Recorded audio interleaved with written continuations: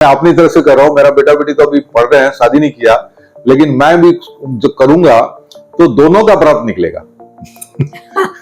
ये गलत है कि लड़का खाली बारात में जाए, लड़की के बारात का स्कोप नहीं है।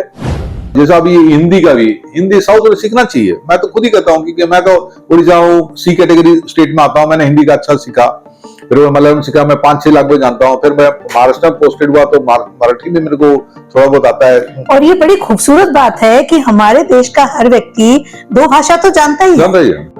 एक बार अरुण जेटली साहब, उनका मंत्री थे, बोल रहे थे टीवी में कि दिल्ली में किसी बात को वो बोलता है मेरे बाप को जानते हो क्या? तो ये हम लोग काफी हुआ है इंडियन, ये विदेशों में नहीं चलता है, क्योंकि विदेशों में ये सब बोलने से कोई सुनता भी नहीं है। कभी कभी हमारा ह्यूमन माइंड है कि हम अपना तरफदारी करने के लिए सिंपल प्रॉब्लम को भी कॉम्प्लेक्स सॉल्यूशन ढूंढते हैं और जस्ट अभावा करते हैं। मैं डॉक्टर मनीषा गौर, आपके पॉडकास्ट की होस्ट, लाइफ कोच, और आप लोगों से बात करती रहती हूँ, आपके यहाँ आती हूँ, बहुत सारे मुद्दों पर हम डिस्कशन करते हैं, तो स्पीकर भी हूँ। और आपसे इतनी बात करने का मन इसलिए होता है कि कहते हैं बातचीत करने से 2 देशों के बीच की समस्याएं भी हल हो जाती हैं। तो हम और आप जो छोटी छोटी समस्याओं से 2-4 होते हैं, उसका नतीजा तो बातचीत से निकाला ही जा सकता है। खुद को बेहतर करने के लिए, परिवार को बेहतर करने के लिए और समाज को बेहतर करने के लिए बातचीत ही एकमात्र जरिया होता है। बहुत ही सीनियर आईपीएस ऑफिसर से जो डीजीपी रैंक के ऑफिसर हैं, डॉक्टर संजीव पदजोशी जी, जो कि केरल से हैं, और इतने लंबे एक्सपीरियंस को लेके हम अगर उनसे कुछ सीख पाएं, अपने समाज को बेहतर करने के लिए कुछ कर पाएं, तो ये बहुत अच्छा होगा। सबसे पहले तो आपका बहुत बहुत स्वागत है संजीव भाई साहब। धन्यवाद, नमस्कार। हमारे पॉडकास्ट का मकसद होता है कि हम उन सारे लोगों के एक्सपीरियंस को लोगों तक ले जाएं जिन्होंने बहुत सारी ऐसी समस्याओं का समाधान अपने जीवन में किया है या अपने कार्य क्षेत्र में किया है, जो हम लोगों को कभी कभी लगता है कि कैसे कर पाएंगे। कि पुलिस और क्राइम, ये दोनों चीज़ें एक दूसरे से रिलेटेड हैं। जब भी क्राइम की बात होती है तो हमें सबसे पहले पुलिस का ध्यान आता है, और जब भी पुलिस की बात होती है तो हमें लगता है कि क्राइम हमारी सोसाइटी से तब ही कम होगा जब पुलिस अपना काम मुस्तैदी से करेगी। तो आज बात करेंगे क्राइम क्या है, पुलिस कैसे क्राइम को रोक सकती है, और अगर हम क्राइम को कम करना चाहें तो पुलिस को क्या क्या ऐसे अधिकार देने होंगे और क्या क्या ऐसी सुविधाएं देनी होंगी, क्योंकि हम उम्मीद तो बहुत कर लेते हैं उनसे, लेकिन उनकी ज़रूरतें क्या हैं इस पर कभी ध्यान नहीं देते। हम त्योहार मनाते हैं, वो ड्यूटी करते हैं, हम आंदोलन करते हैं, वो व्यवस्थाएं करते हैं, हम किसी भी बात पे मसला करते हैं या लड़ते झगड़ते हैं, बीच में आते हैं, समस्याओं के समाधान निकालते हैं, और जो गलती पर है उसको ले जाकर सजा देते हैं। इतने सारे महत्वपूर्ण काम करने के बाद क्या ऐसा कुछ है जब हमें उनके बारे में भी सोचने की ज़रूरत है? आज इस पर भी विचार करेंगे। पहला सवाल मेरा डॉक्टर संजीव पदजोशी जी से, कि आप इतने साल क्रिमिनल्स के बीच में रहे हैं एज अ आईपीएस, तो आपके अनुसार क्राइम की डेफिनेशन क्या है?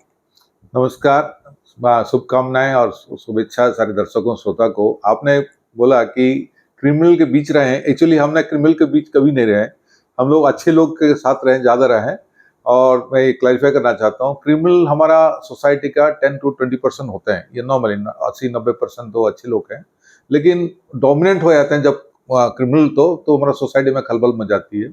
और एक क्राइम एक इशू है, उसका एक डेफिनेशन होता है। जैसे एग्जांपल देता हूँ, पहले हमारा इंडियन पेनल कोड में एडल्ट्री 497 एक्शन क्रिमिनल एक्टिविटी था, लेकिन सुप्रीम कोर्ट जब खारिज करने के बाद वो क्रिमिनल रहा नहीं, क्राइम रहा नहीं, मतलब।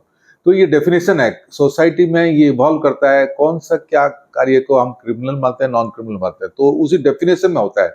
कुछ चीजें पहले होता होगा कि उसको खाली जस्ट गाली देने से क्राइम नहीं था, अभी गाली देने से भी क्राइम हो गया। जैसा typically schedule caste schedule tribe prevention atrocities act, पहले नहीं था ये कानून, तो कोई गाली गुला दे, लेकिन अभी गाली देने से क्राइम हो जाता है, मतलब जाति का कि कुछ अपमान का किया, तो ये डेफिनेशन के ऊपर होता है। देख, सेकेंडली हमारा इंडिया पॉपुलेशन बहुत ज़्यादा है, 140 करोड़ है, उसमें एडल्ट पॉपुलेशन ऑलमोस्ट 100 करोड़ है। तो ऑब्वियसली जैसा किचन में काफ़ी बर्तन होता है, तो कहीं ना कहीं थोड़ा टकराव होगा तो आवाज़ आती है, तो आवाज़ आएगी आएगी, क्योंकि ये एक्सेप्टेंस हम करना पड़ेगा कि थोड़ा बहुत रहेगा ही। उसमें कोई अलार्मिंग सिचुएशन बना के कि हम बहुत क्राइम बढ़ गया, लेकिन कुछ क्राइम प्रिवेंटेबल होते हैं, कुछ नॉन प्रिवेंटेबल होते हैं। प्रिवेंटेबल मतलब मैं कह रहा हूँ कि जो थोड़ा सा कोई पेट्रोलिंग हुआ कि टेक्नोलॉजी सॉल्यूशन हुआ, जैसा अभी सीसीटीवी का जो काफी चल रहा है, उसमें काफी अलर्ट रह रहे हैं, क्राइम कम कर रहे हैं, क्योंकि वो लग रहा है कि कैप्चर हो जाएंगे, पकड़े जाएंगे, थोड़ा फियर रहता है।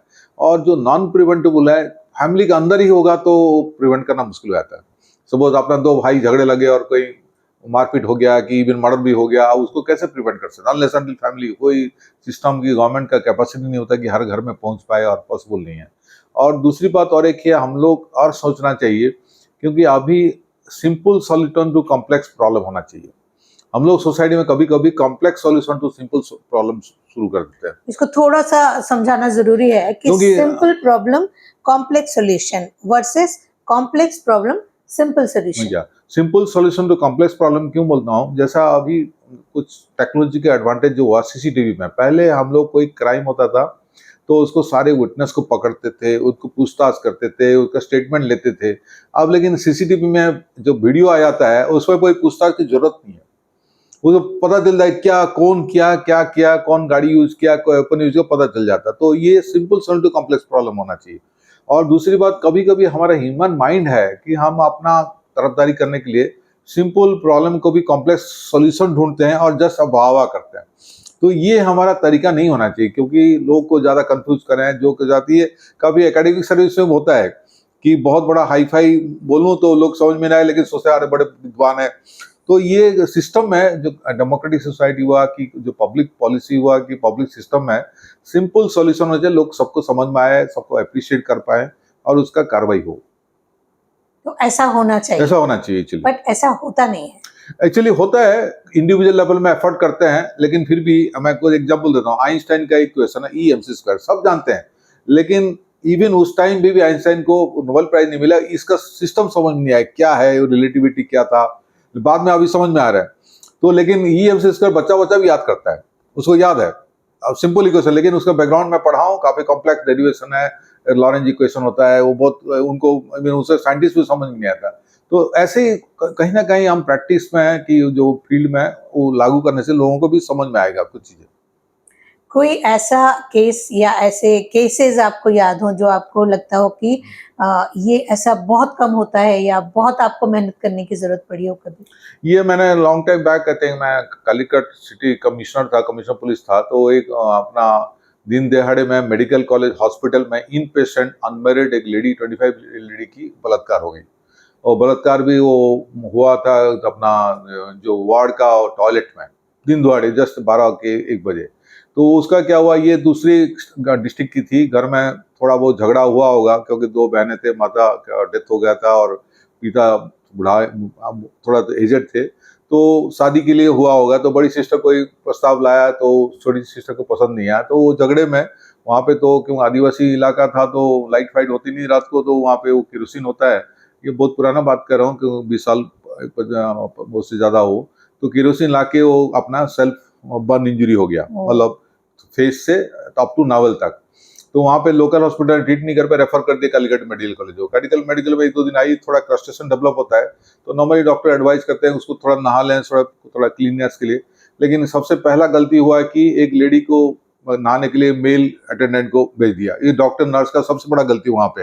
लेकिन ये गलती नहीं था, ये बोलते हैं रैकेट था। क्योंकि वो रैकेट क्या होता है कि वो पर्पसफुली भेजा। हाँ, वो 100 रुपया लेते हैं, तो कट लेते हैं, कमीशन सिस्टम था।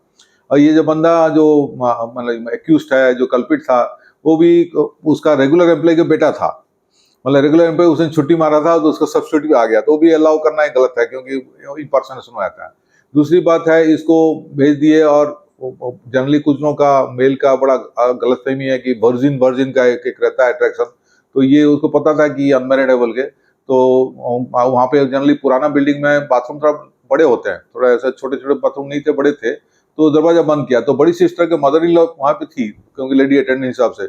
उसने ऑब्जेक्ट किया नहीं, उसने बोला कि नहीं ये लेडी है, कोई आने जाने वाला देखेगा, नहा रहा हूँ, तो इसलिए बंद कर दिया। तो उसका अंदर में थोड़ा थोड़ा चीख की आवाज आई, क्योंकि ये बर्न इंजरी था तो ज्यादा आवाज नहीं कर पाई, तो थोड़ा बहुत चीख थी। लेकिन उसके बाद उसका वो वहाँ पे रेप कर दिया। और बाहर आए के तो फिर मदर इन को बोली लेडी कि ऐसा हुआ, तो मदर इन थोड़ा सीरियस हो गई। लेकिन मदर इन बाहर से सोच रही थी कि वो कहीं उसको पेन हो रहा है इसलिए चीख रहा है थोड़ा, क्योंकि अंदर में बाथरूम में नहा रहा है, जो थोड़ा बर्न इंजरी था, तो इसका कंप्लेन किया तो डॉक्टर ने क्या बोले, नहीं आपने हेलुसिनेशन है, आप इमेजिन कर रहे हो रेप है, तो उसको मेंटल शॉक वार्ड में भेज दिए कि अगर मेंटल का प्रॉब्लम है, उसको 3-4 दिन शॉक लिया। फिर उसके बाद कंप्लेन किया और वहाँ हॉस्पिटल सुपरटेंडेंट 3 दिन दबा के रख दिए कि नहीं ये गलत है, क्योंकि उसमें रैकेट बनने के बाद ये सब अपने आप कवर अप करने की कोशिश किए। तो 3-4 दिन के बाद जब ये पुलिस स्टेशन रिपोर्ट हुआ, देन मेरा संज्ञान में आया, क्योंकि हर चीज कितना पेशेंट होता है मेडिकल कॉलेज में, आई थिंक 10,000-15,000 पेशेंट होते हैं, कौन क्या होता है पता नहीं चलता है। और जब खबर आया तो मैं विजिट किया, तो मैं वो लेडी विक्टिम को पूछा, तो मैंने पहले ही से ठान लिया कि कोई लेडी आपने इस तरह का काम कोई झूठ नहीं बोलेगी। तो ये पहले हम लोग सोसाइटी में भी, क्योंकि पहले ये सस्पेंड होने वाली झूठ बोली, जैसे डॉक्टर लोग नर्स लोग नहीं झूठ बोली, ये गलत बात है। नहीं, और ऑलरेडी वो जली हुई है, हाँ, परेशान है, तो क्यों झूठ? नहीं, इवन अदरवाइज भी कुछ चीजें हो सकता है, आप पहले विश्वास करो देन अविश्वास करो। ये अपना इंडिया में उल्टा है, पहले विश्वास ना करो फिर बाद में विश्वास करो। तो पहले विश्वास करो, ठीक है, आपका कार्रवाई शुरू करना, ऐसा नहीं कि हम तुरंत विश्वास करके उसको किसी को पकड़ लें, किसी को कर लें, अलग बात है, नहीं होता नॉर्मली। तो विश्वास करना है तो विश्वास कर लिया। लेकिन सबसे बड़ा मेरी चैलेंज हुई, वहां का वुमेन कमीशन चेयरपर्सन आके बोलती है ये बलात्कार नहीं था। तो मेरे बड़ा चैलेंज हुआ, मैं देखा उल्टा वुमेन कमीशन होना चाहिए कि उनकी तरफ ज्यादा करना चाहिए, शक्ति उपयोग करना चाहिए कि भाई ये एक्शन हुआ। तो मेरा वो एक चैलेंज हुआ, क्योंकि वो पॉलिटिकल हैं तो पब्लिक स्टेटमेंट देते हैं मीडिया में, मैं गवर्नमेंट सर्वेंट हूं कि मेरा फ्रीडम नहीं है कि मैं काउंटर कर सकूं। लेकिन फिर भी मैंने इंटरनल सर्किल में बोला, मीडिया रिपोर्ट किया भी ट्रू केस है। दूसरी बात क्या, डॉक्टर्स लोग बोले कि हम स्ट्राइक में चले आएंगे क्योंकि हमारा बेइज्जती हुई है, ये हुए, क्योंकि वहाँ पे हेल्थ मिनिस्टर वहीं के थे। तो लेकिन वही प्रेशर पॉलिटिक्स आया था। फिर ये हॉस्पिटल का जो कारनामे एक्सपोज हुए कि ये कमीशन धंधा ये सब, क्योंकि धीरे धीरे सब गलतियां बाहर आ जाते हैं। तो मेरे 3-4 जो, मैं फिर मन में सोचा मैं अच्छा काम कर रहा हूँ, मेरे को क्यों इतना अपोजिशन आ रहा है। तो मैंने ठान लिया, आई थिंक गुरु फिल्म है कि उसमें जो मुझे आई थिंक धीरू भाई अंबानी का, आपको कुछ लोग अपोज करे तो सोच लें आप अच्छे काम किए हो। तो मैंने उसमें पूरा अपना फुल किया। फिर उसके बाद नॉर्मली वहाँ पे 60% इंजुरी, लेडी को 60% इंजुरी थी। तो मैं रिकॉर्ड देखा तो सिर्फ डेथ हो जाता था इन्फेक्शन से हॉस्पिटल, गवर्नमेंट हॉस्पिटल में। तो मैंने अपना रिस्क लेके प्राइवेट हॉस्पिटल शिफ्ट किया उसको। प्राइवेट शिफ्ट किया तो वहाँ से उसका रिकवरी होगी, थोड़ा प्लास्टिक सर्जरी भी करवाए, तो वो पूरा अच्छी वाली हो गई। तो उसके बाद मैंने वहाँ से कुछ दिन बाद ट्रांसफर हो गया। तो मिला उसको, लेडी को, विक्टिम को, कि आपके ऊपर पूरा डिपेंड करता है केस, क्योंकि आप मुकर गए तो होगा नहीं। तो उसने बोली नहीं सर, आपने जैसा किया मैं वैसे ही मतलब स्टैंड करूंगा। अल्टीमेटली उसको उस टाइम 10 साल का सजा हुआ था उसको, बंदे को। और क्योंकि अभी तो नया कानून में थोड़ा जाता, लेकिन पुराना कानून था, 10 साल सजा हुआ। और उसके बाद तो मैं अलग अलग जगह में चला गया, क्योंकि केरला से बाहर चला गया, तो मुलाकात हुई नहीं। लेकिन मेरे को लग रहा है कि डेफिनेटली वो जिंदा कहीं सही अच्छी होगी, क्योंकि और काफी ये प्रेशर होता है कि हमारे इंडिया में देखा अच्छा काम करने के बाद थोड़ा सा जो अलग गलत इंटेंशन की, गलत वेस्टर्न जिसमें अपोज करते हैं, कभी कभी सस्टेन नहीं कर पाता ऑफिसर लोग। तो इसलिए हम लोग सपोर्ट करना चाहिए, ओवरवेलिंगली सपोर्ट करना चाहिए, क्योंकि ये प्राइवेट से पता चलता सही काम की नहीं है। गलत काम में क्रिटिसाइज करिए, लेकिन अच्छे काम में सपोर्ट करना चाहिए सोसाइटी। और ये हर लेवल में, मेरे लेवल नहीं होगा, मैं थोड़ा सीनियर ऑफिसर में सस्टेन कर लिया, लेकिन लोअर लेवल सस्टेन नहीं कर पाता कभी।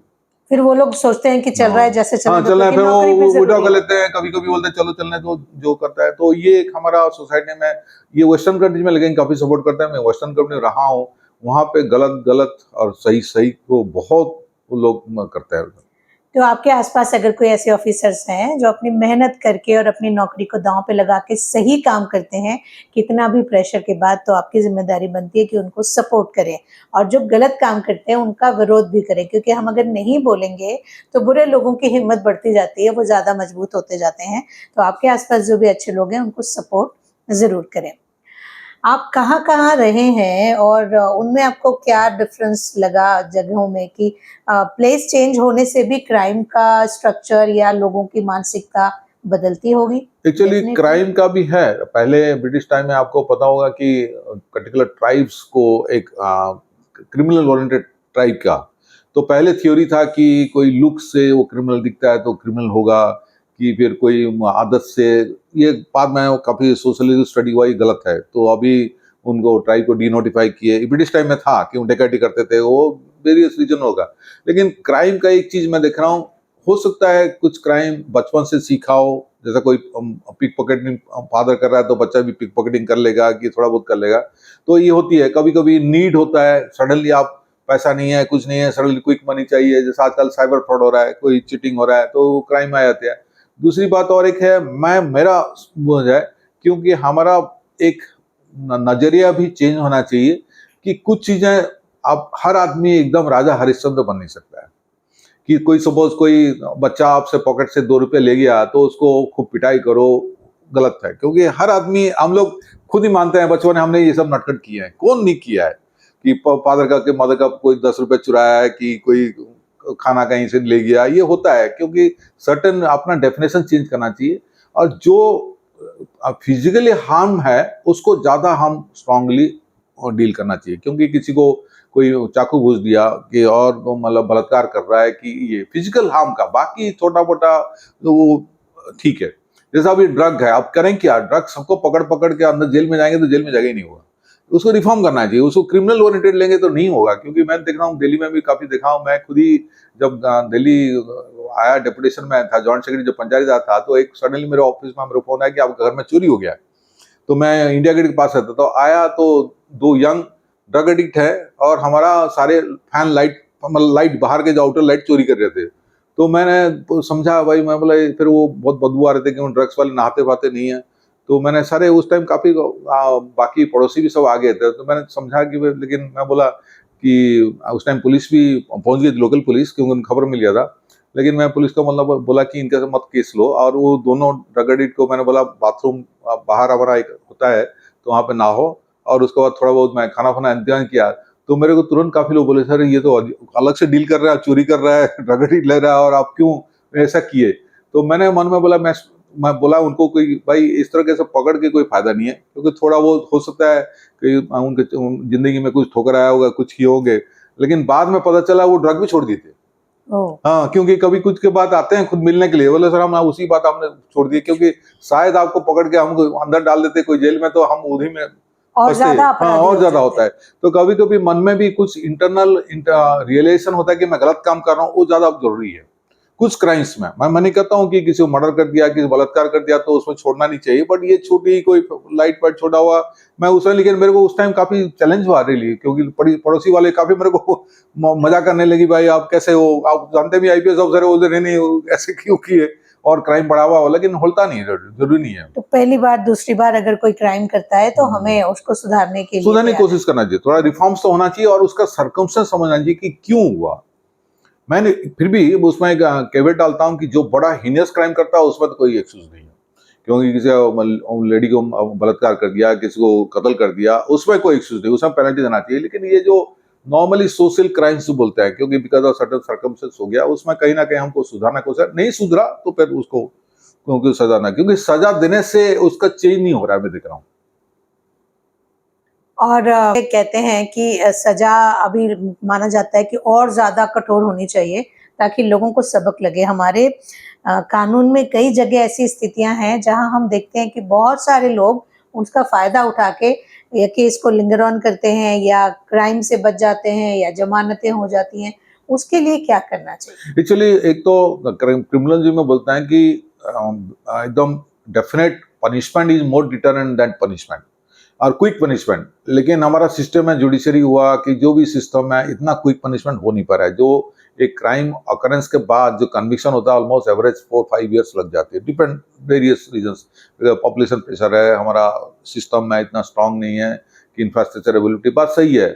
लेकिन फिर भी एक कहूँ कि मेन वो तो रिफॉर्म जरूरी है, क्योंकि जब तक वो नहीं होगा, रीजनेबल टाइम 3 मंथ 6 मंथ्स में कंप्लीशन ऑफ प्रोसीजर नहीं होगा तो बहुत चलता रहेगा, क्योंकि बेल मिल जाती है, दोबारा करते हैं। ये काफी महाराष्ट्र में तो क्लासिकल केस है, रेप केस में और रेप एंड मर्डर में बेल मिल गया, दोबारा जाके रेप एंड मर्डर कर दिया, क्योंकि ये रहता है।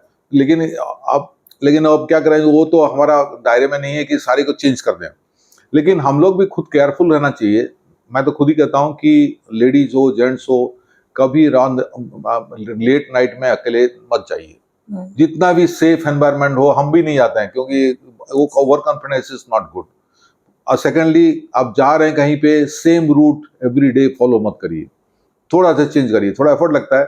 और सेम टाइम में उसी रूट में मत जाइए, दिन में रात में कहीं ना कहीं आपको एम्बुश करेगा, कुछ दुश्मनी हुआ कि झगड़ा हुआ, थोड़ा हुआ। तीसरी बात है, हम लोग सब टाइम एक होना चाहिए कि आपका स्टैंड बाई, जैसा आजकल मोबाइल फोन में स्टैंड बाई है, क्योंकि कुछ हुआ तो मोबाइल फोन ट्रिगर कर सकते हैं कि इमरजेंसी कॉल कर सकते हैं। बता के जाइए, क्योंकि सीक्रेट रखने से ही ज्यादा प्रॉब्लम है। मैं काफी जगह देखा हूँ, घर में बताते नहीं कहाँ जा रहा हूँ, तो घर वालों को पता ही नहीं कहाँ जा रहे हैं। और दूसरी बात, थोड़ा एडवाइस भी मान लीजिए। कभी सपोज घर में आपको बता रहे हैं कि रात को 9 मत जाइए, थोड़ा सा उनको आर्गू कर सकते हैं कि मेरा जरूरी है, काम है, कुछ है, लेकिन फिर भी कभी न कभी कुछ लोगों का मैं देखा हूँ सिक्स सेंस का बहुत जरूरी एडवाइस लेना है। और क्योंकि इससे आसान हो जाता है क्योंकि लोग आपको ट्रैक कर सकते हैं और आप भी किसी क्राइम एक्टिविटी से बच सकते बच सकते हैं, क्योंकि आप पता नहीं आपके दुश्मन कौन है। बहुत होता है, कभी झगड़ा हुआ है, कुछ हुआ है, लेकिन फिर भी कौन कैसे दुश्मनी लेता है किसको पता नहीं होता। हैं। और जो क्रिमिनल है उसका इससे क्या लेना देना है कि आप अच्छे व्यक्ति हैं या बुरे व्यक्ति हाँ, वो भी है। हैं। उसको दूसरी तो जब बात, मौका मिला है उसको क्राइम करना है। और एम्ब्यूज में प्रॉब्लम होती है। ये तो जो इवन वार में भी एम्ब्यूज करते हैं, टेररिस्ट भी एम्ब्यूज करते हैं, तो कैसे आप, ये एम्ब्यूज सिस्टम हो गया। उसको ज्यादा पता है, आपको फॉलो करता रहेगा, आपको पता नहीं है फॉलो कर रहा है वो, क्योंकि एक रीजन वही है। तो और एक मैं उसमें देना चाहता हूँ कि कुछ चीजें हम लोग जैसा मैं बताया कि टीम होके होना बहुत जरूरी है, रादर इंडिविजुअल। सपोज आप रास्ते में जा रहे हैं, ड्राइव कर रहे हैं, किसी आपने गाड़ी ठोकर कर दिया, तो आप तुरंत उतर के उसको झगड़ा करना नहीं, झगड़ा करिए। आप उसको मोबाइल में रिकॉर्ड कर लीजिए, पुलिस को बुला लीजिए, और कोई बंदे 5-6 बंदे को बुला लीजिए, कुछ आपको आर्गू करना है तो। लेकिन आप 1 to 1 रहिए, क्योंकि ये प्रोवोकेशन में बहुत बड़ा डेंजर हो रहा है, जो रोड रेज जैसा बोलते हैं। मैं हाँ, तो हाँ। उसी में, क्योंकि कुछ सिचुएशन में आपको केयरफुल रहना चाहिए। मैं खुद ही हुआ हूँ, क्योंकि एक बार मैं अपने एयरपोर्ट से ले रहा था, तो मेरा लगेज वो कार के ऊपर ट्रॉली में रख दिया, बीच में बारिश हो गई, तो मेरा लगेज घूम गया। तो इनिशियली मैं थोड़ा सा उसको डांट गया, भाई आपने क्यों डाल दिया, और डिक्की में डाल देते। तो वो मेरे से बड़ा आर्गू करने लगा, जो भी है वट एवर। तो मैं समझा मैं अकेले रात में जा रहा हूँ, मैं चुपचाप रहा। फिर वो भी शांत हो गया।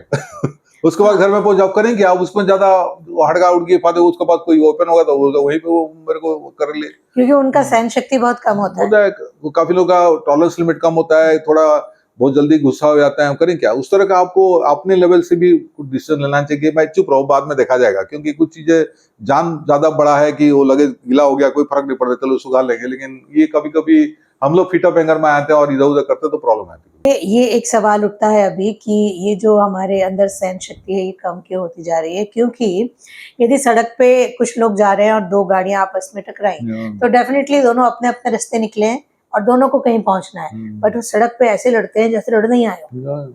तो ये जो टॉलरेंस हमारे अंदर कम हो रहा है, ये आपको क्या ये लगता है ईगो इसका? प्रॉब्लम है, एरोगेंस प्रॉब्लम है। कुछ लोग ईगो है, मेरा स्टेटस पोजीशन। क्योंकि मैं तो दिल्ली में एक बार अरुण जेटली साहब, उनका मंत्री थे, बोल रहे थे टीवी में कि दिल्ली में किसी बात वो बोलता है मेरे बाप को जानते हो क्या। तो ये हम लोग काफी एक हुआ है इंडियन, ये विदेशों में नहीं चलता है, क्योंकि विदेशों में ये सब बोलने से कोई सुनता भी नहीं है। तो अभी रिसेंटली आई थिंक एक आया था, कोई सब इंस्पेक्टर किसी एमएलए को पकड़े थे, कौन से स्टेट की याद नहीं है, तुरंत कहीं से फोन किया और सब इंस्पेक्टर, लेकिन सब इंस्पेक्टर वो नहीं, हम नहीं छोड़ेंगे उसको, क्योंकि वो वॉल्यूशन था, ट्रैफिक वॉल्यूशन था।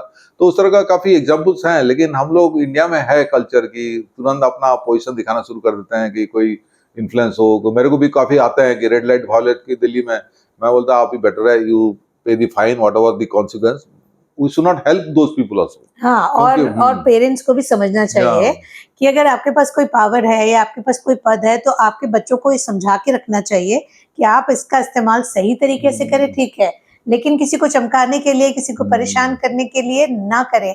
यदि हम पहले से ही बच्चों को ये समझाएंगे तो वो आगे जाके उसका दुरुपयोग नहीं करेंगे। समझाने और मॉनिटर करना चाहिए। खाली एक बार समझाने से आजकल कोई समझता नहीं है, उसको मॉनिटर करना चाहिए। क्योंकि वो बार बार नजिंग बोलते हैं, जो टिपिकल नजिंग एग्जांपल दे रहा हूँ। जैसा आजकल सीट बेल्ट का कार का, अभी क्या वो बीप बीप साउंड आता है, आप कुछ देर बाद नहीं लगाएंगे, वो इरिटेट हो गया, लगाना शुरू कर देते हैं। तो नजिंग बहुत जरूरी है, क्योंकि आजकल पीट के कि डांट के कोई फायदा नहीं है। नॉक तो नॉक नॉक हाँ, करते तो जाइए। नजिंग बहुत जरूरी है। और ये एग्जाम्पल दिया, इस तरह का नजिंग डेवलप करना चाहिए हम लोग अपना ह्यूमन बिहेवियर में भी, कि टेक्नोलॉजी हुआ तो टेक्नोलॉजी करिए। तो उस तरह का नजिंग होने से बहुत लोग ज्यादा आई थिंक एक्सेप्ट होगा, क्योंकि आफ्टर सर्टेन एज आप कुछ करेक्शन फैक्टर नहीं होता, कितना डांटे उल्टा हो जाता है, फिर वो ज्यादा इंडिफरेंट होकर वो बहुत ज्यादा वायलेंट होता है। तो हमें ध्यान रखने की जरूरत है, यदि हम समाज को थोड़ा सा अच्छी रास्ते पे ले जाना चाहते हैं तो कुछ चीज़ों का ध्यान हम सब रख लें। अभी हम पुलिस पे बहुत डिपेंड है किसी भी तरह के क्राइम के लिए। सो पुलिस को आपके हिसाब से क्या मदद की ज़रूरत है या क्या सुधार की ज़रूरत है ताकि वो इफ़िशिएंटली अपनी जिम्मेदारी निभा पाएँ? और इस बात का आप जवाब दें, इसके पहले एक सवाल जो बहुत बार महसूस होता है कि आप कोई काम अच्छा करना चाहते हैं और but you get some political pressure, how to deal with that?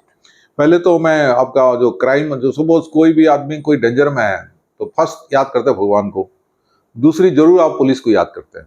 तो पुलिस का क्रेडिबिलिटी वेरी हाई है, क्योंकि कोई भी सिचुएशन देख लीजिए, इवन मैं इंडिया में का देखा हूँ, इवन विदेशों में घर में पानी भी नहीं है तो पुलिस को पहले फोन करते हैं।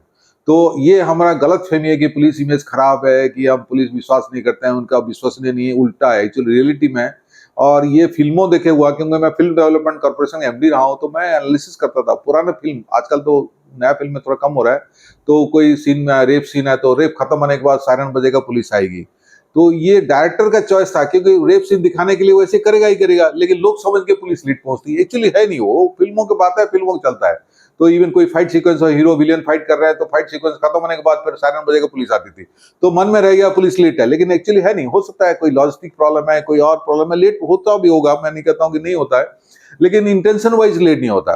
एब्सेंस हुआ, उसका फिर लॉजिस्टिक है, रिक्वायरमेंट है, फिर कुछ कुछ चीज होती है कि रूट भी पता नहीं होता, जगह पता नहीं होता, ढूंढ के आते हैं, वो बस सही है। लेकिन ये बात देख लीजिए कि क्रेडिबिलिटी बहुत है कि आपको याद करता है पुलिस को तुरंत, किसी भी कोई प्रॉब्लम हो तो। और जिम्मेदारी ये भी कि हम अगर कहीं भी कुछ भी काम कर रहे हैं तो हमारे अपने ऑर्गेनाइजेशन जो समाज के लिए बहुत जरूरी है, उनको गलत तरीके से पोर्ट्रे ना करें। या नहीं करना चाहिए। डेमोक्रेटिक में तो थोड़ा बहुत मजाक होना भी चाहिए, मैं नहीं कहता हूँ, लेकिन ऐसा बिलिटलिंग, उसका पूरा रेपुटेशन खराब कर दो कि अब जैसा जुडिशरी का आप नहीं करते हैं कि कंटेम्प्ट ऑफ कोर्ट बोल के आप नहीं करते हैं, लेकिन बाकियों को पावर नहीं दिया गया। जैसा हमारा इंडिया में पॉलिटिशियन हुआ कि कुछ ऑर्गेनाइजेशन हुआ को बहुत बिलिटिल करते हैं, लेकिन थोड़ा सा हम लोग जिम्मेदारी से करना चाहिए। हंसी मजाक मैंने कोई उसमें अगेंस्ट नहीं हूँ, थोड़ा बहुत होना चाहिए, क्योंकि लाइफ में खाली सीरियसनेस कोई ज्यादा मायने रखता है। और एक चीज आपने जो सेकंड क्वेश्चन पूछे थे कि जो बेसिकली हमारा लॉजिस्टिक है इंडिया में, क्योंकि सबसे बड़ा प्रॉब्लम है कि पुलिस कर्मियों को मैं देखा हूँ टाइम की बहुत कमी है। बिकॉज सुबह से शाम लगे रहते हैं, क्योंकि ट्रैफिक ड्यूटी लग जाता है 6 बजे से। हाँ। फिर उसका बाहर फील्ड में रहते हैं, कभी बारिश हुई, कभी धूप हुई, कभी उनका हेल्थ का इश्यूज आ जाता है। सेकेंडली उनका जो और एक लॉजिस्टिक इशू, उनको हाउसिंग एकोमोडेशन नहीं दी जाता है, क्योंकि बहुत ही शॉर्टेज है। मतलब जो बंदा राउंड द क्लॉक उसका जॉब में इन्वॉल्व है, सब उसको प्रॉपर हाउसिंग ना दिया जाए, वो कहाँ रहेगा, इतना कॉस्टली है, मॉनेटरी कंपनसेशन नहीं मिल पाता है। तो ये जो एक प्रधानमंत्री आवास योजना है, ये अगर इसका कोई कुछ एक particular amount special police peoples के लिए कर दिया जाए, क्या वो नहीं, उसका डेफिनेशन चेंज करना चाहिए। प्रधानमंत्री मैं भी मॉनिटर करता पंचायत में, ये तो पुअर कैटेगरी होता है, ये तो जो भी सैलरीड एम्प्लॉय है कि गवर्नमेंट एम्प्लॉय, तो पुअर कैटेगरी में आते नहीं है। तो अच्छा, एक अच्छा, वो बहुत बेसिक से होते हाँ, होंगे। वो बहुत, जिसका घर नहीं है, कि वो काफी मतलब पुराना टाइप गांव में जैसे बट हट होता है। पुलिस पीपल्स के लिए तो ऐसी व्यवस्था की जा सकती है कि एक लैंड हो जहाँ पे मल्टी स्टोरी बना के, भले ही ये बना रहे हैं, लेकिन फिर भी जो कैपेसिटी, जो दिल्ली का टिपिकल, दिल्ली का स्ट्रेंथ है 90,000 पुलिस कर्मियों का टोटल, और वहां पे मैक्सिमम होगा क्वार्टर्स 10,000, उससे ज्यादा हमें डाउट लग रहा है। तो आप कहाँ डिफरेंस देखिए ना, डिफरेंस देखिए, तो वो फिर वो इशू आए थे, फिर दूर दूर रहते हैं, फिर उसको खर्चा होता है, किराए में बहुत खर्चा होता है, क्योंकि सिटी लाइफ होता है। रूरल एरिया में जितना ज्यादा प्रॉब्लम नहीं है, रूरल एरिया में कहीं ना कहीं अकोमोडेशन उनका भी अपना होता है, लेकिन ये अर्बन एरिया में ज्यादा बड़ा प्रॉब्लम रही है। और एक हमारा एक एजम्पशंस का ही प्रॉब्लम है, हम लोग ज्यादा एक्सपेक्ट करते हैं, क्योंकि मैं खुद ही एग्जांपल लेता हूँ, जब कभी रास्ते में जा रहे हैं, अभी तो गूगल हो गया, पहले जाते हैं तो वो रास्ता पता नहीं तो वहां पे ट्रैफिक कांस्टेबल को रास्ता पूछेंगे नॉर्मली, लेकिन हमको ये भी होना चाहिए कि वो भी वहीं का नया बंदा है, वहां का रहने वाला नहीं है, कि वहां पे खाली जस्ट आया, ड्यूटी कर रहा और ट्रैफिक रेगुलेशन देखता है। लेकिन हमारा एजम्पशंस भी ऐसी है कि उसको सब पता है, कि हम लोग ये भी एजम्पशन करते हैं कि ओमनीसिएंट है, ओमनी प्रेजेंट होना चाहिए, ओमनी जो भी उसका फुल मतलब एकदम भगवान की तरह रूप है, वो भी ह्यूमन है, कहीं ना कहीं उसको हम एक्सेप्ट करना चाहिए। हाँ, पूछे कोई बात नहीं, लेकिन ना बता पाए इरिटेट मत हुई है उसको, भाई तू पता नहीं है, गाली मत दो, तो उसको भी मजबूरी हुआ था, क्या करे वो, आपने ध्यान से बताता है, क्योंकि ये हर सिस्टम है। हमको भी कोई रास्ता पूछ लिया, हर मोहल्ले में कि हर घर का तो पता नहीं होता, हम लोग मना कर देते हैं, भाई हमको पता नहीं। तो ये हम लोग भी एजम्पशंस हैं कि हर टाइम प्रेजेंट होगा, क्योंकि कुछ चीजें होती है कि ह्यूमन भी बियॉन्ड पॉसिबल नहीं है, कुछ चीज होती है। जैसा टिपिकल मैं दे रहा हूँ, अभी पहलगाम में टेररिस्ट अटैक हुआ, अब लोकल पुलिस स्टेशन का कैपेसिटी क्या होता है कि छोटा मोटा क्राउड मैनेजमेंट की, तो कोई पिक पॉकेट ना हो, की टीचिंग ना हो, और टेररिस्ट आ जाए उसको काउंटर करना, और कैपेसिटी नहीं होता एक्चुअली, उसके बस की बात ही नहीं बस की नहीं बात है, क्यों टेररिस्ट आएंगे, इतना आर्म्ड है, उनके पास ये होता नहीं है, प्लस फिजिकल भी, क्यों आप जो कोई टेररिस्ट क्राइम करते हैं बुलेट प्रूफ जैकेट चाहिए, फिर उसके बाद प्रॉपर बुलेट प्रूफ व्हीकल चाहिए, वेपन ऐसे चाहिए, फिर आपका उस तरह का सबका फिजिकल फिटनेस यंग टाइप होना चाहिए। आप 55 साल का आप उस तरह फिजिकल फिटनेस एक्सेप्ट कर ही नहीं सकते हैं, what ever best you do. Even defence forces में उनको अलग ड्यूटी देते हैं, क्योंकि ये अराउंड 40 ईयर का बीच में होगा तो उसका अलर्टनेस होगा, क्योंकि वो ये फिजिकल कैपेसिटी ऐसी है। तो आप उसको लोकल पुलिस को ब्लेम करे फायदा नहीं है, टेरर का है उसको अलग डील करना चाहिए, आर्मी हो, सीआरपीएफ हो, कि अदर बीएसएफ है, पैरामिलिट्री हो, कि कमांडो है, स्टेट पुलिस के कमांडो, वो डील कर सकते हैं। इवन हेल्थ फैसिलिटीज को लेके भी यदि हम ऐसा करें कि भाई हमारे जो भी जितने भी पुलिस ऑफिसर्स हैं या जितने भी वर्कफोर्स है, उनके हेल्थ का हम ध्यान रख लेंगे, उनके अकोमोडेशन का ध्यान रख लेंगे और कुछ बेसिक चीज़ों का, तो वो फिर मन लगा के काम भी कर सकते हैं। और एक बार पुलिस फोर्स में आने के बाद उनको लगता है चलो मेरा जीवन तो अब जो पीछे का है वो सब सेट है, लेट्स वर्क, तो उसमें वो 100% लगा के काम कर पाएंगे। नहीं, ये तो एक काफी शुरू से चल रहा है कि 8 आवर ड्यूटी, बाकी गवर्नमेंट डिपार्टमेंट में 8 घंटे की ड्यूटी होती है। नॉर्मली 10 बजे आते हैं, 5-6 बजे रहते हैं, फिर लंच आवर रहता है। ये समाव पुलिस डिपार्टमेंट वो इम्प्लीमेंट नहीं हो पा रहा है। काफी रिकमेंडेशन आया है, कोशिश भी कर रहे हैं, कभी कभी मैन पावर शॉर्टेज के चक्कर, कभी कभी ये फेस्टिवल ड्यूटी में वो होता है, कभी इलेक्शन ड्यूटी हो गया, कभी सीरियस लॉ एंड ऑर्डर हो गया, जैसा अभी पाकिस्तान इंडिया का इशूज है, उसमें हर प्रांत में अलर्टनेस है कि कुछ इधर उधर गड़बड़ ना हो जाए, कम्युनल ना हो जाए। वो तो ऑब्वियसली ये जो डिमांड ऑफ जॉब, उनके लिए टाइम नहीं मिलता है। तो टाइम नहीं मिलने से क्या होता है कि उनका फिजिकल फिटनेस करना, कोई एक्सरसाइज करना, कोई मेडिटेशन करना उनको बिल्कुल नहीं मिल पाता। तो ऑब्वियसली एक इशू है। दूसरी बात और एक मैं सिंपल से बता रहा हूँ, सपोज आपको कोई एक दिन में 1000 आदमी आपको कुछ क्वेश्चन पूछा, पहला क्वेश्चन को आप बड़ा मुस्कुरा से बात करेंगे, जब 1000 आदमी आएगा आप खुद इरिटेट हो जाएंगे। ये पुलिस कर्मियों का यही प्रॉब्लम हो रही है, क्योंकि डेली इतना बड़ा लोगों का इंटरेक्शन होता है। तो पहला शुरू में सुबह आएंगे तो बड़ा हंसी से बोलते हैं, मैंने खूब जगह, लेकिन दोपहर शाम तो हो जाएगा, वो बड़ा इरिटेट हो जाता है, फिर वो इरिटेशन मीडिया में आ जाती है कि भाई इरिटेट हो गया। तो पुलिस डिपार्टमेंट के पास अपने लोगों को ट्रेन करने की या ऐसे काउंसलिंग और ट्रेनिंग के लिए कोई ये नहीं नहीं, ये तो काफी व्यवस्था? फोकस दे रहा है, फैसिलिटी तो बहुत सबका इंस्टीट्यूट हो गया, काफी अच्छा है, लेकिन फिर भी ट्रेनिंग तो एक है कि आपका स्किल डेवलपमेंट थोड़ा एटिट्यूडल, लेकिन कुछ सर्कमस्टेंस में उसको नहीं कर पाते। जैसा मैंने एग्जाम दिया, एक आदमी 1000 आदमी से इंटरेक्ट कर रहा है, पहला मुस्कुरा के पता, लास्ट में जो आएगा थोड़ा सा सीरियस हो जाएगा, तो उसको जितना ट्रेनिंग दें वो नहीं हो पाएगा। उसको इधर मैन पावर बढ़ाइए सो दैट ही हैज 100 आदमी डील करे। इवन डॉक्टर लोग में देखा हूँ कि डॉक्टर लोग सुबह ओपीडी में जाते हैं, सुबह सुबह क्लिनिक में बड़ा अच्छा देखेंगे कि पूरा चेक करेंगे, लेकिन जब 200 हो गया वो बोले ठीक है अब तुरंत नहीं पेशेंट, करता हूँ, मैं करता हूँ। हाँ तो वो हो जाती है। अभी और तो आज पुलिस के का पास ये मसला नहीं है, ये मसला नहीं है, क्योंकि उनको तो करना ही है। करना ही करना है, क्योंकि आप वो लोगों का ये पब्लिकली होती है कि आजकल तो मोबाइल में कैमरा रिकॉर्ड भी कर लेते हैं, फिर वो एक भागा हुआ आता है भाई सर का ट्रीटमेंट कैसा है। लेकिन हम लोग भी गवर्नमेंट तरफ से होना चाहिए कि स्ट्रेंथ बढ़ाइए, कि इंफ्रास्ट्रक्चर दीजिए, फिर टेक्नोलॉजी के भी इन्वॉल्वमेंट काफी जरूरी होना चाहिए। तो हमें अपने पुलिस भाइयों का ध्यान रखने के लिए बहुत सारे प्रयास करना चाहिए। और क्या ऐसा है कि वर्क फोर्स भी कम है? एक्चुअली जो पर कैपिटा नहीं, rather we said that 1 policeman per 1000 population is very low compare to west, very low. Figure तो चेंज होता रहता है, क्योंकि टोटल हमारा इंडिया में आई थिंक ऑल स्टेट मिला के मैक्सिमम 20-25 लाख पुलिस फोर्स होंगे 100 करोड़ के लिए। तो रेशियो कितना गड़बड़ है। कितना होना चाहिए? ये तो मान लो 1000 पॉपुलेशन में मिनिमम 10-15 तो होनी चाहिए। ये अभी एट में भी 5 हो गए मैक्सिमम, उससे ज्यादा हो ही नहीं सकता, क्योंकि रिक्वायरमेंट ज्यादा है ना। अभी डे टू डे जैसा मैं बोल रहा हूँ, हर प्रॉब्लम पुलिस ओरिएंटेड प्रॉब्लम हो गया, क्योंकि ट्रैफिक हो गया, फेस्टिवल हो गया, इलेक्शन हो गया, टीबी अभी जैसा कोई थोड़ा कमल राइट हो गया, उस टाइम काफी डिमांड करता है, क्योंकि उनको रिप्लेस करना मुश्किल है। और फिजिकल प्रेजेंस ही बहुत जरूरी है, क्योंकि लोगों का जो बोलते हैं ना सिक्योरिटी कॉन्फिडेंस, पुलिस प्रेजेंस में सिक्योरिटी आता है। सपोज कोई भी जगह में आप देख लीजिए, कोई जंक्शन में हुआ, सपोज पुलिस प्रेजेंस है, लोग काफी सिक्योर फील करते हैं, ना हो तो फिर अनसिक्योर फील करते हैं। तो ये परसेप्शन का इमेज है भी।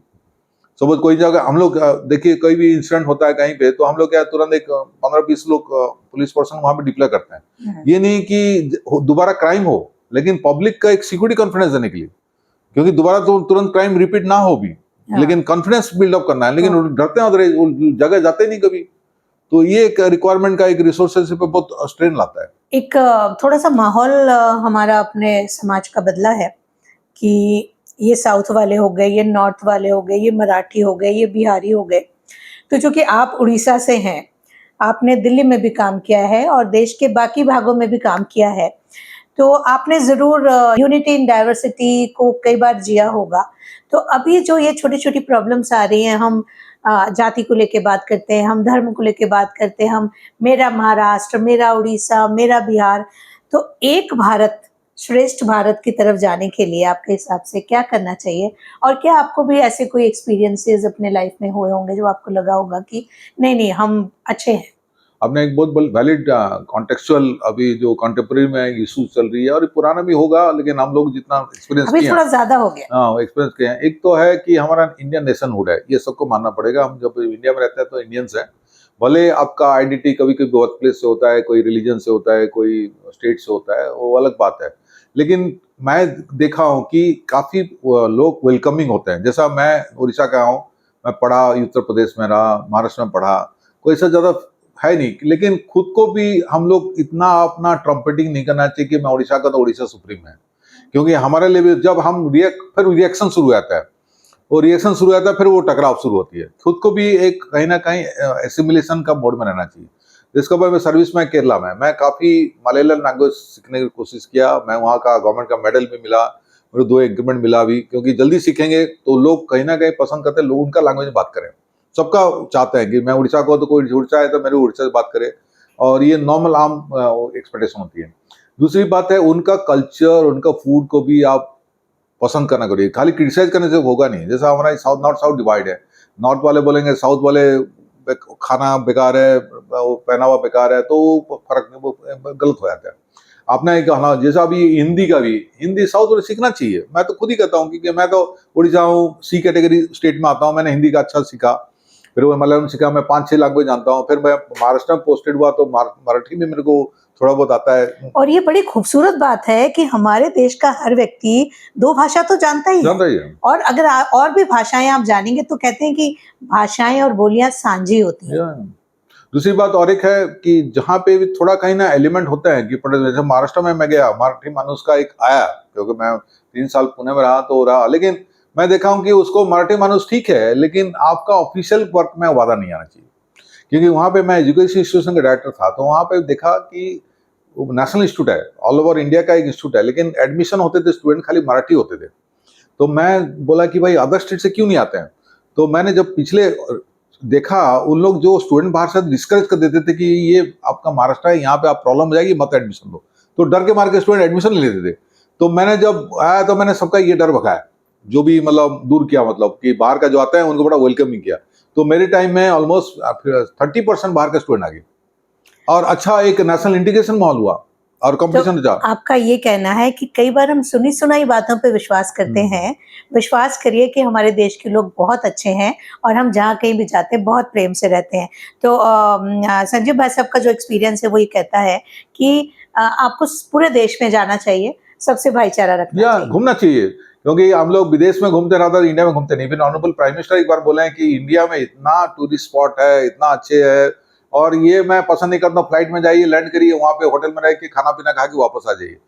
Rather go by train, by road. थोड़ा सा ट्रैकिंग भी करना चाहिए, कहाँ पे जो हिल स्टेशंस में है, थोड़ा वो घूमने से आपको ज़्यादा नॉलेज होगा। आपका फ्यूचर में सपोज उसको रिकलेक्ट करके मजा भी हो सकता है, शेयर भी और कर सकते हैं। जितना ज़्यादा तरीके का खाना, हाँ या जितना ज़्यादा तरीके का पहनावा, जितनी ज़्यादा तरीके की भाषा और बोलियाँ हमारे अपने या एसेट में है, उतना दुनिया में कहीं नहीं है। और आपको मजा भी आएगा, क्योंकि कुछ फोटोग्राफी है तो रिकलेक्ट करने में मजा आएगा, और कुछ एक्सपीरियंस वो भूलते नहीं है।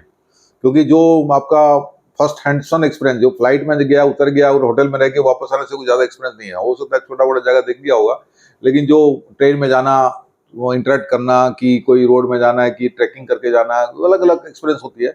और यूथ को करना, थोड़ा बहुत एजेड को तो पॉसिबल नहीं होगा, लेकिन यूथ इसमें रहना चाहिए। लेकिन उल्टा हो रहा है, कंफर्ट लेवल हो रहा है, जब फ्लाइट में जाओ वापस आ जाओ, वो सही नहीं है। क्योंकि ऑफिशियल वर्क में ठीक है, टाइम कंस्टेंट है, बट आप हॉलीडे जा रहे हैं तो you should do this your own. खुद भी ड्राइव करना चाहिए। मैं तो नहीं कहता हूँ कि ये साहिबगिरी खत्म करना चाहिए, क्योंकि मैं खुद ही ड्राइव करता हूँ लॉन्ग डिस्टेंस ऑल्सो, क्योंकि आजकल इतना कंफर्टेबल गाड़ी हो गए हैं, आपका सेफ्टी ऑब्जर्व करके आप जा सकते हैं, कोई भी दिक्कत नहीं है। तो एक है। दूसरी बात, हमारा you should learn language, other language, क्योंकि हम बचपन को भी करना चाहिए, 3-4 लैंग्वेज पढ़ना चाहिए, क्योंकि ये नॉर्थ साउथ का डिवाइड है। हो सकता है कुछ डिफिकल्टी आए लैंग्वेज में, लेकिन आप एफर्ट देंगे तो हो जाएगा, वैसे कोई दिक्कत नहीं है। भाषा देखिए, कोई भी भाषा दुनिया की कितनी भी कठिन हो, 3 महीने से ज़्यादा नहीं लगता उसको या सीखने में। और कुछ नया सीखेंगे, नए लोगों के बारे में जानेंगे, नई परंपराओं के बारे में जानेंगे, नए रिचुअल्स के बारे में जानेंगे जो कि आपके कंट्री में ऑलरेडी है। तो निवेदन ये आपसे इस पॉडकास्ट के माध्यम से कि अगली बार जब भी घूमने का मन करे तो अपने ही देश का कोई छोटा सा कोना ढूंढिए, अपने बच्चों को, परिवार को वहाँ ले जाइए, नए लोगों से मिलिए और देखिए कि कितने खूबसूरत सिर्फ नदी, पहाड़, जल ये सब ही नहीं है, बड़े खूबसूरत से लोग भी हैं वहाँ पे। लोगों से मिलके हमारा भारत बना है, तो अच्छे लोगों को भी अपना ग्रुप बनाते रहना चाहिए ताकि कोई भी ऐसी शक्तियाँ जो हमें तोड़ती हैं, जो हमें अलग करने को तैयार हैं, वो कामयाब ना हो, चाहे धर्म के नाम पर, जाति के नाम पर, संप्रदाय के नाम पर, स्टेट के नाम पे या किसी और तरीके से हम एक रहें, तभी हम श्रेष्ठ रह पाएंगे। और एक मैं डालूंगा जनरली यूथ को लेकर है कि हम लोग data, information, knowledge, wisdom. Data तो नॉर्मल डेटा है, आप सब समझते हैं। इंफॉर्मेशन थोड़ा सिंथेसाइज हो तो इंफॉर्मेशन है, एक नॉलेज होता है। हमारा एम होना चाहिए विजडम। विजडम में जो क्रॉस नॉलेज, थोड़ा vast experience combined with your deeper knowledge, fundamental clarity, उसमें फोकस रहनी चाहिए। और ये फोकस हो सकता है मल्टी लैंग्वेज, आप ज़्यादा लोगों से इंटरेक्ट करेंगे। इंटरेक्ट नहीं कि खाली जस्ट जो बोलते हैं जो बड़ी यूजलेस बातें करना, थोड़ा सा मतलब जो इंटेलेक्चुअल डिस्कशन, कुछ लर्निंग हो। और तीसरी बात है कि आपको कैसे एसिमुलेट करना है, क्योंकि विजडम में क्या होता है कि आप सारे नॉलेज को इंटरनलाइज जब तक नहीं करेंगे, रटी रटाई में होता नहीं है। तो जब विजडम का फोकस होगा, आपका ये जो बोलते हैं ना द्वेष, जो अहंकार, ये सब खत्म हो जाएगी। एक चीज होती है जिसे हम कहते हैं जानकारी होना, और दूसरी चीज होती है कि उस जानकारी को आत्मसात करना। अभी जो भाई साहब कहना चाह रहे हैं मेरे ख्याल से यही है यही है कि जो आपके आसपास का एसेट है उसको आत्मसात करें। विजडम। और हाँ, और जब आप चीजें आत्मसात कर लेंगे तो आपका परफॉर्मेंस या आपके बोलने का तरीका या आपका मेलजोल का तरीका ऑटोमेटिकली बदल जाएगा। सो पहले अंदर जाएं, अपने आप को क्लियर करें और अपने आसपास की खूबसूरती को जज्ब करें और फिर बाहर एक्सप्रेस करें, तो आप एक खूबसूरत इंसान बनेंगे। और मुझे लगता है कि सारी जद्दोजहद जो होनी चाहिए एक खूबसूरत इंसान को गढ़ने के लिए होनी चाहिए। बाकी धन आपके पास कितना भी हो, गाड़ियाँ कितनी भी हो, घर कितने भी हो, अगर आप इंसान अच्छे नहीं हैं तो ये सब बेकार है। या वो तो इवन कोई भी धर्म भी कहता है कि सब मोह माया बोलते हैं, जो अपना नॉलेज, अपना हैप्पीनेस इज मोर इम्पोर्टेंट। तो बेसिकली आप खुद ही हैप्पी फील करेंगे, क्योंकि that is more important. Ultimately living healthy, feeling happy, plus आपका जो आसपास लोग आपको पसंद करें, लाइक करें, वो ज़्यादा इंपॉर्टेंट है, रादर देन आप शॉप करें। कितना पोजीशन आज है कल नहीं है, वो तो रहेगा ही रहेगा, तो सोसाइटी का चेन है वो। अब चूंकि जैसे आप उड़ीसा से हैं, तो कोई उड़ीसा की कुछ ऐसे स्थान बताइए जो बहुत सारे लोगों ने सुने भी नहीं होंगे, बट वो जहाँ जाके थोड़ा सा रिलैक्स कर सकते हैं, कल्चर के बारे में जानकारी ले सकते हैं और चेंज भी हो जाएगा। नहीं, उड़ीसा में तो जनरली हमारा बहुत पॉपुलर है लॉर्ड जगन्नाथ, जो पूरी धाम आप जानते होंगे, क्योंकि प्रिजाइडिंग डिटी उड़ीसा के हैं। देन उसके बाद कोणार्क टेम्पल है, वो जो सन का टेम्पल बहुत पुराना हिस्टोरिकल है, तो आप जानते हैं। फिर उसका चिलिका लेक है। Chilika is very the largest I think lake in the whole world, जो फ्रेश वाटर लेक है। तो उस तरह का काफ़ी स्पॉट्स है। टेक्सटाइल में जैसे संबलपुर, मैं खुद ही बिलोंग करता हूँ, तो वहाँ पर टेक्सटाइल बहुत फेमस है। मतलब आजकल तो काफ़ी मैंने फिल्म हीरोइंस ये सब एडॉप्ट करने लगे हैं। तो ऑब्वियसली मैं नहीं कहता हूँ, इंडिया में तो सब जगह है, उड़ीसा स्पेसिफिक तो काफ़ी, आप आइए ऑब्वियसली, वहाँ का लोगों को मिलिए, then you also enjoy the food and cuisine. वो भी आजकल संबलपुर में साड़ियाँ मिलती हैं या और भी कुछ बनता है? नहीं, ये आजकल तो काफ़ी ये डाइवर्सिफाई हो गया, बेडशीट हो गया, कर्टन हो गया, dress even materials. Dress material हो गया, कर्चिप हो गया, अलग अलग टाइप के, बहुत बहुत डिफरेंट डिफरेंट टाइप के। देखिए, हम अलग अलग प्रदेश के लोगों से बात करते हैं। मैं आपसे हमेशा कहती हूँ कि आप साल भर में जितने भी जोड़ी कपड़े खरीदते हो, कम से कम 2 पेयर ऐसे खरीदें जो आपके किसी बुनकर ने कहीं के भी बनाए हुए हों, चाहे वो मध्य प्रदेश के बुनकर हों, वो उड़ीसा के बुनकर हों। तो आज आपके पास एक नया एरिया ओपन हुआ है, एक नया नाम आपको दे रही हूँ, संबलपुर, जहाँ के बुनकर बनाते हैं साड़ियाँ, ड्रेस मटेरियल, बहुत सारी चीज़ें। तो यदि कहीं कभी उड़ीसा जाने का मौका पड़े या किसी एग्जीबिशन में जाने का मौका पड़े, तो संबलपुर जैसी बहुत सारी जगह हैं जहाँ के बुनकर आते हैं। 2 जोड़ी कपड़े उन बुनकरों से खरीदिए जिनको आप जीविका देंगे और इस देश की समृद्धि को बना के रखेंगे, वरना धीरे धीरे वो सब चला जाएगा और फिर हमारा जो एसेट है वो हम फिर से जीवित नहीं कर पाएंगे। तो अभी कहीं कुछ जो भी बचा है उसको सहेजना शुरू करते हैं। यदि आपने मेरी बात मान के या सुन के कभी कोई ऐसा ड्रेस खरीद लिया जो किसी बुनकर ने बनाया है, तो कमेंट बॉक्स में लिखिएगा, ताकि दूसरे लोग उसको पढ़ें, दूसरे लोगों तक वो बात पहुंचे और हम बुनकरों तक ये मैसेज पहुंचा पाएं कि हम आपके साथ हैं। और कोई ऐसी बात जो नई जनरेशन को समझाना चाहते हो, क्योंकि आपका कितने साल का वर्किंग एक्सपीरियंस हो गया? अब मेरा तो 30 साल ऊपर हो गया। मैं यंग जनरेशन में कहता हूँ, हम भी यंग थे, हम भी कोई एडवाइस करता था सुनते थे। आजकल ज़माने में जो बोलते हैं कि jack of all master of none, fundamental clear करिए, जो भी सब्जेक्ट करिए, जो भी जॉब कर रहे हैं, fundamental clarity should be absolute, मतलब आपका उसमें कोई डाउट नहीं होना चाहिए। दूसरी बात, एक्सप्लोरिंग नॉलेज। काफ़ी लोग हैं कि मैं सर्विस में आऊँगा, मैं पढ़ूंगा, मैं बहुत सीनियर हो गया हूँ, पढ़ता नहीं हूँ। मैं 5 डिग्री होल्डर हूँ, मैं खुद ही पढ़ता रहा, मतलब मेरा है कि अब तो PhD मैं पूरा करता रहा। और दूसरी बात और एक चीज़ है कि जब आप पढ़ेंगे कि समझेंगे, जस्ट फॉर सेक ऑफ जो नॉवेल पढ़ना, ये पढ़ना अलग बात है, दैट्स अ रीडिंग हैबिट बोलते हैं। लेकिन जो नॉलेज डेवलप होता है उसमें, क्योंकि उसमें क्रॉस कनेक्शन होता है, क्योंकि आजकल मोनोट्रैक है ही नहीं, मल्टी ट्रैक सिस्टम है, तो उसमें जो होता है आपका रिलेशन करना, problem solving attitude, problem solving capability बढ़ जाता है।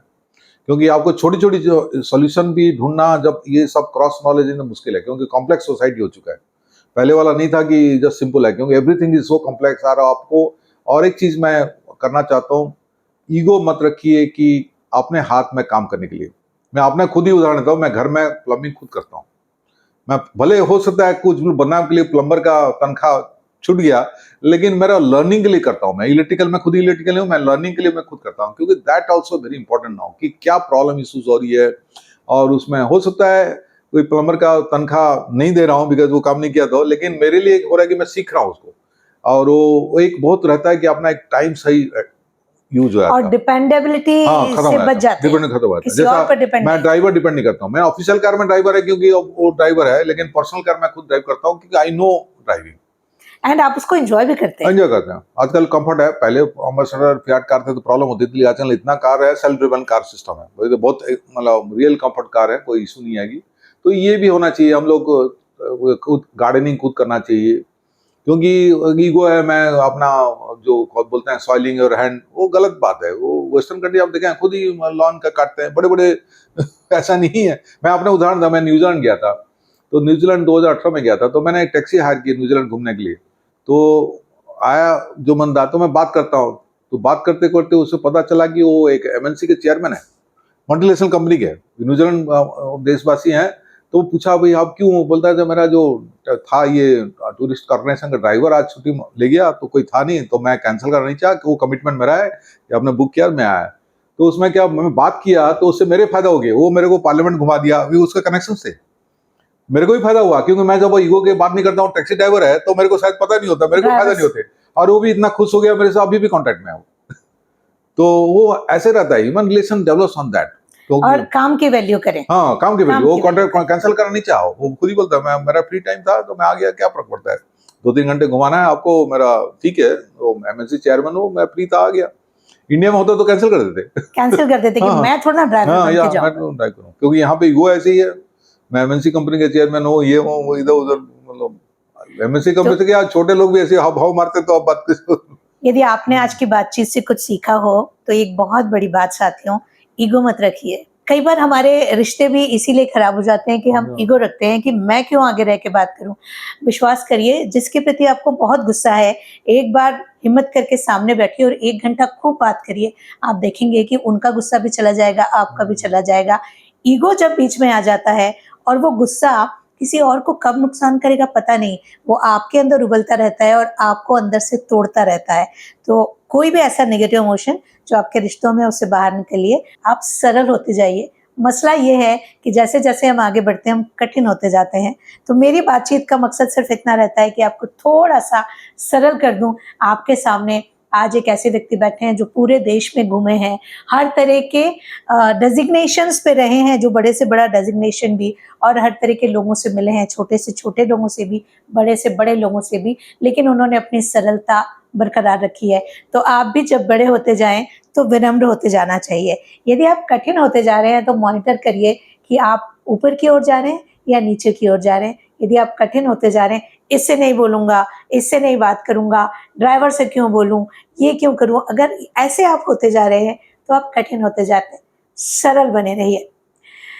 एक हमारे देश में अभी भी एक इश्यू है कि अ, हम कहते ज़रूर है वुमेन एम्पावरमेंट, लेकिन 10 से 20% महिलाएँ ही होंगी जो वर्कफ़ोर्स में हैं। आपको क्या लगता है, महिलाओं को और ज़्यादा वर्कफ़ोर्स में आना चाहिए या उनको घर ही सँभालना चाहिए? एक्चुअली इसमें मैं चाहता हूँ कि इंडिया में, मैं इकोनॉमिक में स्टूडेंट हूँ, मेरा पीएचडी इकोनॉमिक्स में, मैं एक बार क्वेश्चन रेज किया था कि हाउसवाइफ का जो कंट्रीब्यूशन है उसको जीडीपी में क्यों नहीं आते हैं। हाँ, क्योंकि क्योंकि उससे बड़ा किसी का नहीं है। क्योंकि इशूज उसमें हुआ, काफी इकोनॉमिस्ट बोले ये बिकॉज ट्रांजेक्शन नहीं होता है इसलिए अकाउंटिंग नहीं हो पाता है।